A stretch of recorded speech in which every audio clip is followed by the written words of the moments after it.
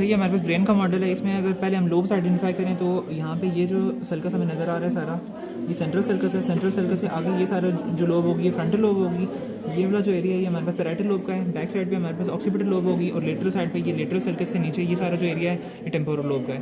अब अगर ये दरमियान में देखें तो हमारे पास ये मीडियल लॉन्गिट्यूडनल फिशर होता है जो कि राइट और लेफ्ट सेरिब्रल हेमिस्फीयर को एक दूसरे से सेपरेट कर रहा होता है। अब सर्कस की बात करें तो सबसे मेन सर्कस जो होता है वो ये जो हमें नज़र आ रहा है ये सेंट्रल सर्कस है। सेंट्रल सर्कस से आगे यहाँ पे एक इससे पैरेलल सर्कस होता है जिसको हम प्री सेंट्रल सर्कस कहते हैं। इन दोनों के दरमियान ये जो एरिया होगा ये हमारे पास होती है प्री सेंट्रल गायरस होता है ये, या फिर इसका दूसरा नाम मोटर कॉर्टेक्स होता है। इससे आगे जो फ्रंटल लोब होती है इसमें दो सर्कस होते हैं मेन।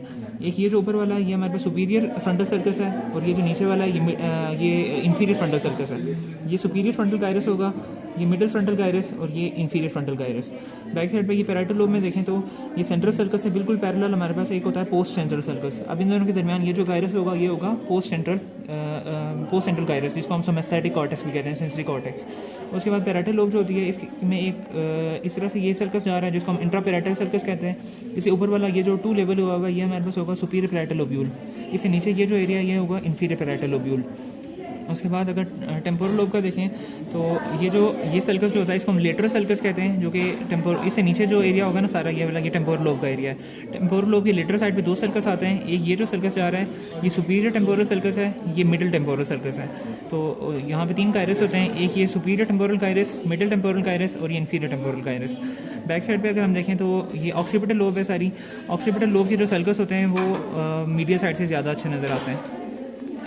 अगर हम ऐसे रिमूव करें तो ये जो सर्कस होगा ये पैराइडो ऑक्सीपिटल सर्कस है और ये बैक साइड से जो आ रहा है ये कैल्क्राइन सर्कस होता है।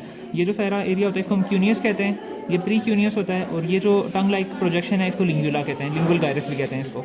ये नीचे हमारे पास ये सारा सेरिबेलम आता है, ये इसकी एंटीरियर लोब है, ये पोस्टीरियर लोब है और साथ में ये फ्लोक्यूलर नोड्यूलर लोब होगी यहाँ पे। ये नीचे टॉन्सिल होता है इसका। अब ये जो वाइट मैटर हमें नज़र आ रहा है ये आर्बर विटाई कहते हैं इसको, सेरिबेलम का वाइट मैटर होता है। उसके बाद यहाँ पे ये सेंट्रल सर्कस के साथ ये जो एरिया होता है ना इसको हम प्री सेंट्रल लोब्यूल कहते हैं। ये सारा जो एरिया ये सुपीरियर फ्रंटल गायरस का है। ये कॉर्पस कैलोजम से ऊपर ये जो सर्कस नज़र आ रहा है ये होता है हमारे पास कैलोजल सर्कस। इससे ऊपर ये जो गायरस है ये सिंगुलेट गायरस है। सिंगुलेट गायरस के ऊपर ये जो पैरेलल सर्कस हमें नज़र आ रहा है ये होता है सिंगुलेट सर्कस।